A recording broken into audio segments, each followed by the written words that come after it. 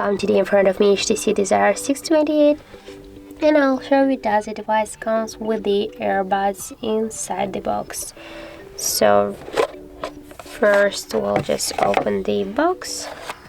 Here we get some paperwork, and on this section we got the charger brick, the USB cable, and also the headphones, the earbuds with this 3.5mm part. So that's how it looks. Thank you guys for watching, and if you find this video helpful, don't forget to leave a like, comment, and to subscribe our channel.